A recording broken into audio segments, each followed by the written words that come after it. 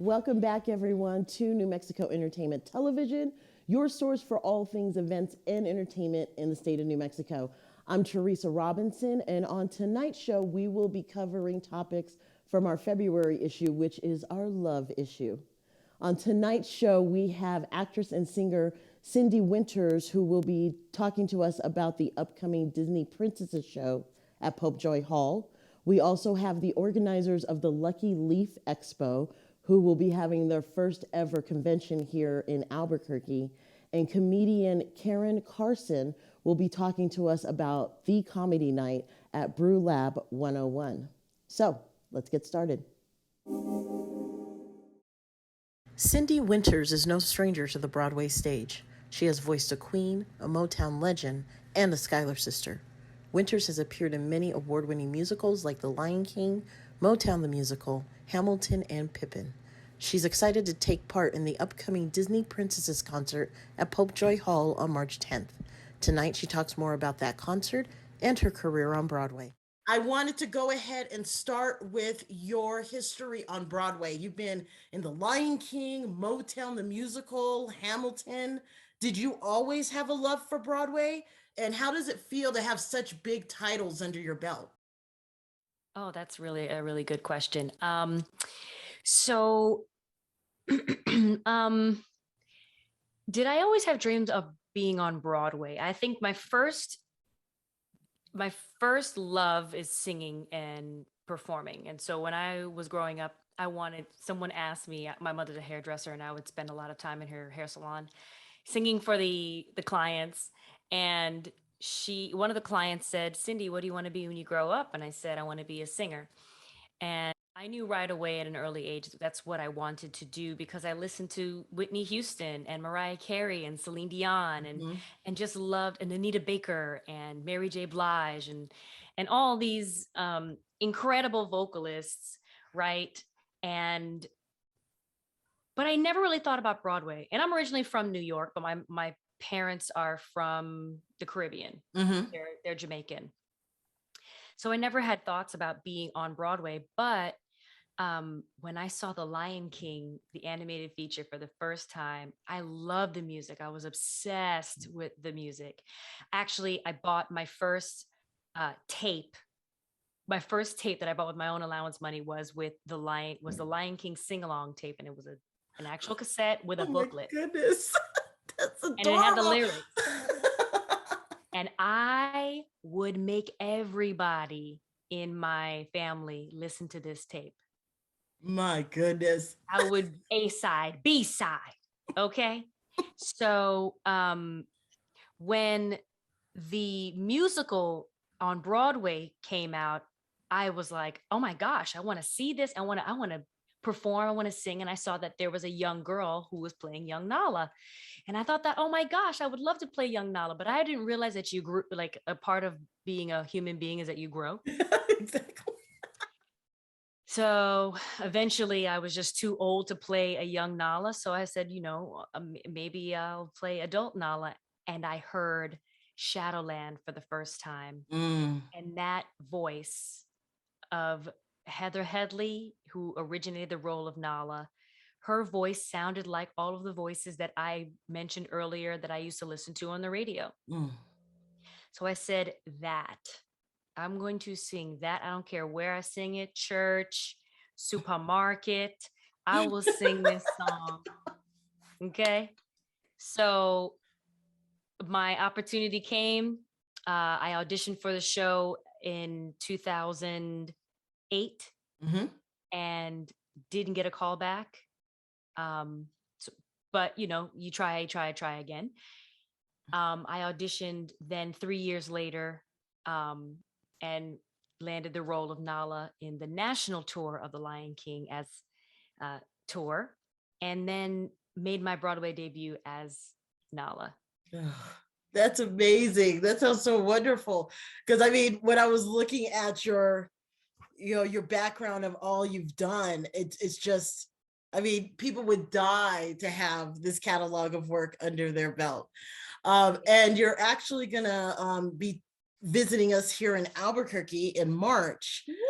Yes, for Tell you how much I love Albuquerque. Yay! That's much better than where? I love Albuquerque. Oh, I'm so glad to hear that. So glad, because I love my hometown. So you're going to be part of the Disney Princesses concert at Popejoy Hall. Now, I've played Popejoy. Yes. So there's been a lot of Disney princess events that have taken place on the Popejoy Hall stage. Why is this one so different? And what was it that drove you to take part? Well, the great thing about my previous time at Popejoy was with the Lion King as Nala in costume, a character in a story. And this particular show, Disney Princess, the concert, is a love letter to all of the courageous and kind women of the Disney universe, right? You have Belle, Mulan, Pocahontas, Tiana, Nala, Ariel, all of the classic Disney princesses will be present with in this particular show. We have a 40-foot LED screen sharing some of the most iconic scenes from those animated films. And you have a all-star lineup of Broadway stars. The original princess, Susan Egan, who was the original Belle in Beauty and the Beast, is joining us on this tour. Annalisa Vanderpool, who was the final Belle in Beauty and the Beast on Broadway. And you also know her from That's So Raven. That's the show that I remember her from. Or Raven's Home, that's currently playing on Disney Channel. So we have Ariel Jacobs, who played Princess Jasmine in Aladdin on Broadway, and myself. And we also have Benjamin Rahula, who is our magical musical director. His arrangements are the arrangements that you're going to hear when you come to the show, and they are just spectacular. So excited to see it. I'm really excited to see this one. And I couldn't help but notice as I was watching the reel to show what to expect for the show, that you mentioned something that I don't think I realized even in my 40s until I saw Black Panther, and that is the importance of representation. Come on now. Yeah, you actually mentioned that on the reel. And I mean, I have to say, I was with you when I saw the Princess and the Frog, and was just like, oh my gosh, she's Black. There's actually like Black Disney Princess. It was the most exciting moment, but I don't think people realize how important representation is. And for you to bring that up, I mean, is that important in all the projects you see that you take a part in? Absolutely. If I go back, I mean, I'm so lucky to have the life and career that I've had. But if I go back and look at my 15-year career and my 10 years on Broadway, shows like The Lion King, which was my first, that I am in a predominantly Black cast. And that, to me, I was already spoiled, right? Yeah. Because I'm surrounded by the most beautiful people in doing the most beautiful art form, right? Yes. Performance and dance and singing and acting. And then my next show was Motown the Musical on Broadway. There you have it again. Yep. I'm a part of a legacy of Motown music that created a generation of people. Yes. Black and otherwise. The Motown music is what brought people together. So I'm so proud to be a part of that project. Hamilton, an American musical. Oh, clearly it is a cast of color. Absolutely. So, and we all get to share the American story our way through the lens of hip hop, R&B, soul, gospel, jazz, reggaeton, salsa, merengue, all of those, and obviously hip hop, if I didn't mention those. From our generation into this story. So yes. I'm very fortunate. I'm so glad to be a part of those types of casts. And it means a lot to me to be a part of shows like that. Just listening to you and looking at you, you seem like a strong Black woman, which we all need to see more of. Being that you have taken into a field, I mean, was there ever a moment, especially while you're getting, I mean, gosh, The Lion King, I remember I actually saw your production here in Albuquerque when you were here. So Yay! yes. Was there ever any moments that you took a step back and went, well, what am I doing? Why? Oh my God, how am I here? That there was I mean, I couldn't imagine being on the stage with some of these productions and not taking a moment to go, oh my gosh. Do you ever have those moments as many times as you've been on the Broadway stage? I love that. Like you can't get caught up like that, but it all happens really fast as you're doing the thing. But I get those moments not off stage as well as I just shared on stage. Mm-hmm. When you have your parents in the audience, but then when you have anybody that has come to the show and seen the show for the first time or the 100th time, you know how much this will impact them, yes. Right? So you do your best to tell the story. So I am a firm believer in the power of music and theater and art and changing a person and making a difference in their life. Did you have a moment with the many people that you've performed for that you have had somebody come to you and say, I just had to take a moment and say thank you. You made such an impact with your work? I honestly can say I work in a career that people get to share their personal experiences with me, directly connecting to what I do for a living. And mm-hmm. Not many people can say that. And I'm so grateful that I get to be in that position because I hear so many stories. I get letters, handwritten on a literally on the back of a Snow Caps chocolate candy box. Wow. Of how moved or how affected their life was now after watching the show that they just performed, that they just saw that I performed in. And it is not lost on me that what I do for a living, you know, people could say, you're just a performer. And whenever I say I'm a performer, they go, oh, good for you. I'm like, you're right. It is good for me, but also it's good for you too. Mm-hmm. We may not be there, you know, curing cancer, but on a molecular level, we're at least helping with laughs and tears and emotions. Exactly. So I think it's all a cocktail of everything. And so I'm so happy and grateful to be a part of the team that keeps spreading joy. So when it comes to this show, Disney Princesses, what do you want the audience to walk away with after seeing it? Gosh, what do I want audiences walking away with after watching this show? I mean, firstly, have a fierceness for parents, having a fierce nostalgic moment, remembering where they were when they heard Reflection, remembering where they were when they heard Colors of the Wind, and watching their child sing along to Almost There and the songs from Frozen. And also, I'm really looking forward to all of the princesses that will come dressed up. That's the part I'm looking forward to. And the princess dad's excited, you know, like I'm encouraging all parents to get as festive as they want to get to come to this show.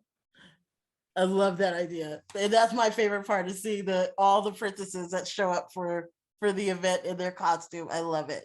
Absolutely. So Syndee, thank you very much for taking the time out to talk to me today. I look forward to seeing you in March, and thank you for the opportunity to pick your brain and learn a little bit more about you.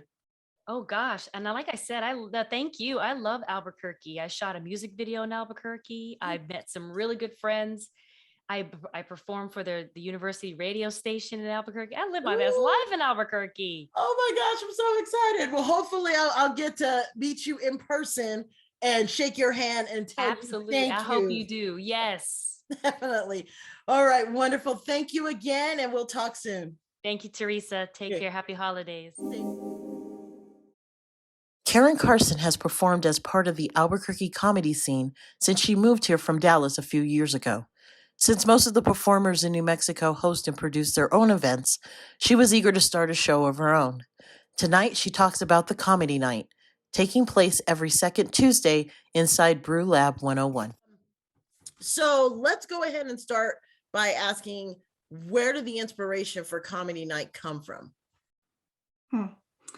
Well, part of it came sort of from within me. I'm a fairly recent arrival to Albuquerque comedy. I kind of moved here full time right before the pandemic. But I knew enough about Albuquerque comedy because I've kind of dipped in and out of it on weekends to know, we don't have a comedy club. It's like you got to make your opportunities happen.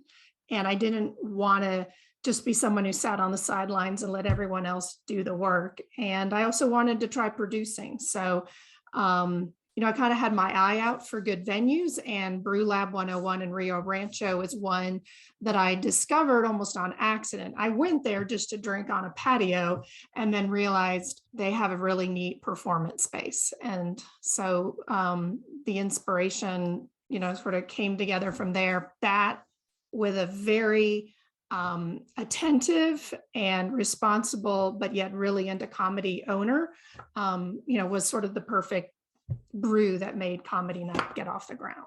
Well, you touched on something that is very clear here in Albuquerque, that there are plenty of comedians, not a lot of places to perform. So when the announcement of having this night happened, you have a selection. How do you go about choosing who gets to take part? Mm-hmm. Well, first and foremost, I'm a comedian myself. And so I do the grind. I do the mics. I love comedy. So me and my husband, we go to other people's shows, that I have nothing to do with because we enjoy it. And so the standard that I've been able to maintain so far is that, like, I have to actually have seen you do comedy. Like, I'm just not going to take a recommendation. I really need to see. And so I make it a point to not only go to open mics, but go to shows, both inside Albuquerque and outside Albuquerque, because, there's a lot of talent sort of just beyond the city limits in places like El Paso or Durango, Colorado. So what is it that you look for? Because first of all, I applaud you on that. I think a lot of people either look at, well, this is my friend, or, not really even knowing, bringing a person onto their event, not knowing how they perform. What do you look for in a comedian that's going to take place on your stage? Okay. Yeah. The first really important thing is Comedy Night at Brew Lab is a PG-13 show. And that's what I want it to be. More importantly, that's what the owner wants it to be. Yep. So a lot of comedians, this isn't the room for them. And I've had to say that to a couple of people who are like, I enjoy your comedy, but you're blue and your strength is in being a blue comedian. Yeah. And there's just some rooms that aren't right for everyone. And so first and foremost, I have to know that they're not going to go over the line with PG-13. And we haven't done a flawless job of that, but we've done a good job of that. And so, the number one requirement is that I know you have solid PG-13 material, but beyond that, there's not a lot. I mean, I'm open to anyone who wants to do their offbeat stand-up comedy. If you do rap in the middle of your comedy set, which is something I think we'll see next week at the show, that's great. If you're a very physical comic, the stage is big, go for it. But we don't want to have people who or comics who are going to stumble over that PG-13 line. So yes, it is coming up this week. Tell us about the upcoming show that we'll be seeing here. Next week. February 8th, 7:30. Josh Fournier, who many of you know, he's a Four Corners comic who does a lot of work in Albuquerque. He's going to be the final act of the show. We also have Caleb Mulkey, who I call roaster extraordinaire. He's very good at roast comedy. Sarah Ann Myers, who's a comic I've only seen a couple times, but I've been really impressed with her. I think she's new to the area, but she gets very good audience reaction. So I was excited to invite her on. Rusty Rutherford, who's well known in Albuquerque comedy, and he's probably the one who's going to be doing the rapping. And then just last night, I added Zach Abeda to the lineup as well. He is someone who's performed at Brew Lab before. Love Zach is a fan favorite. And yeah, he texted me and he goes, if you need a spot filled, and I'm like, why don't you? I mean, he did really well in this forum before, and so I'm happy to have him back. So if anybody wants to find out more about Comedy Night, where can they go to find it out? Yeah, well, kind of social media is the first place. There is a Facebook a Facebook event that Brew Lab 101 puts out. I'm a co-host of that event, and that's a good place to find it. I always post on my own Instagram, which is Caryn.Carson.comedy, all the upcoming shows for that. But, if you're curious, the best thing I can say is come out and see it. I tell people it's a great room with a great energy, and you really have to see it for yourself. Okay, thank you so much for taking the time out today to talk with us, and we look forward to the show. Yeah, great. I'll see you next week. Thanks a lot.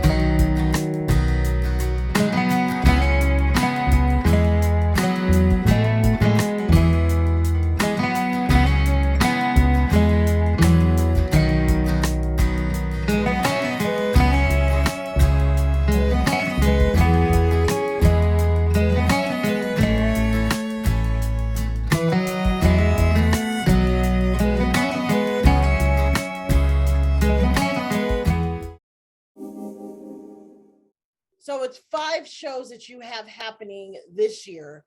Yes, one in New Mexico.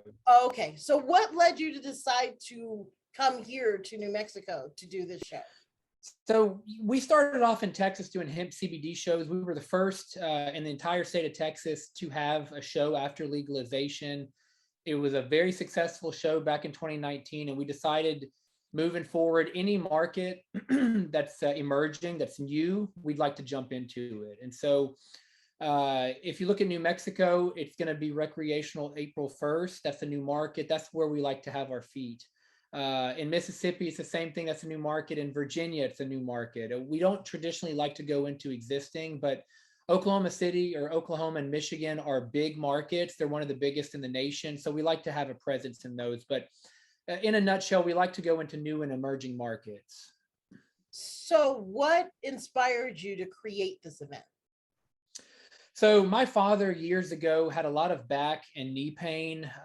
He would experiment with herbal supplements. They were effective, but not 100%. But then he was, I think, 73 at the time. Someone gave him a brownie on purpose. They told him, hey, this is going to take away a lot of your pain. And it alleviated his pain a lot better than natural supplements. He slept better. He felt better. And ever since then, we've been kind of infatuated with the cannabis industry, not just to have shows, but the benefits for patients, of what it does for patients. So just like a lot of people, when you see a major story happen in your house where something positive happened to your loved one versus taking opioids, your mind changes and your world changes, and you kind of want to shift into whatever helped them out. So we're more of bigger advocates now than we've ever been. So that kind of, in a nutshell, what got us started. When it comes to, and I believe I read this on the website because it was actually one of your frequently asked questions, was who you cater to. So is it businesses coming in who work in the cannabis industry that we'll see at the event and attendees meet with them? Or is it more of the businesses are there to meet other businesses? So we're predominantly a business to business show. Now we do have consumers come to the show, and it depends on the city and state. Every city and state's different, but in New Mexico, because it's recreational, you're going to see a mix of both. Businesses and consumers come to this show because I think they're allowing home grows now. So you don't have to have a business to do that. So you're going to see, and you know, our show predominantly, from looking at things, is more of a grow show, retailer show. So you're going to see a lot of grow equipment. Our headliners, Grow Generation, I think they're traded on the NASDAQ or the New York Stock Exchange or something. They have one of the biggest presence for growing in the cannabis industry. You'll see fertilizing and fertilizer and soil companies there, hydroponics. You know, you'll see all kinds of stuff like that there, and you'll have retailers selling their products as well. So it's a mix, a diverse of a group of everything, really. You'll see attorneys and accountants. It's just everybody's going to be there. So where can people find out more about the event?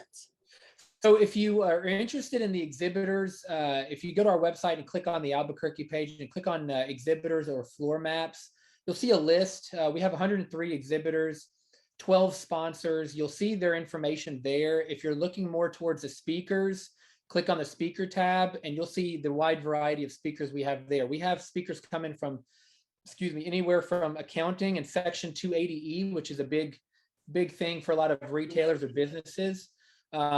We have a cultivation panel. We have a business panel. We have a pre-show business crash course that speaks about the business side of it, the science side of it, and the cultivation side of it. So that's an all-day course from 9:30 to 6 p.m.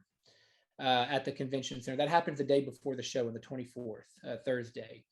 The rest of the speakers, some will speak also about how to start a cannabis dispensary 101. So there's a diverse group of speakers there. That's just off the top of my head what I can remember. There's more, but it's always good to see that. And then we have the schedule posted as well. So you'll see the schedule and the times and what time they'll all speak. Well, Chad, thank you so much for taking this time out to talk with us. And we are excited to see what you have coming. Thank you for coming out to Albuquerque and sharing it with us. You're welcome. We're excited to see you guys. Thank you. Here is your New Mexico Entertainment in 60. Celebrated for their breathtaking arrangements and powerful live performances, the 10 tenors honor the great classical tenors and contemporary music's most popular artists. The 10 tenors perform on February 19th at Popejoy Hall in Albuquerque. Celebrating their 22nd year of touring, International Guitar Night returns to New Mexico.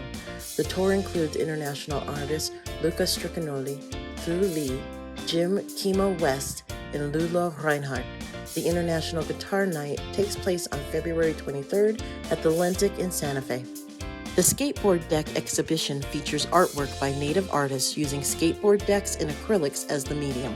The opening reception is on February 24th at the Indian Pueblo Cultural Center in Albuquerque. This has been New Mexico Entertainment in 60. For more events and entertainment, visit nmentertains.com. Thanks for tuning in to this month's episode of New Mexico Entertainment Television, where you continue to be in the know.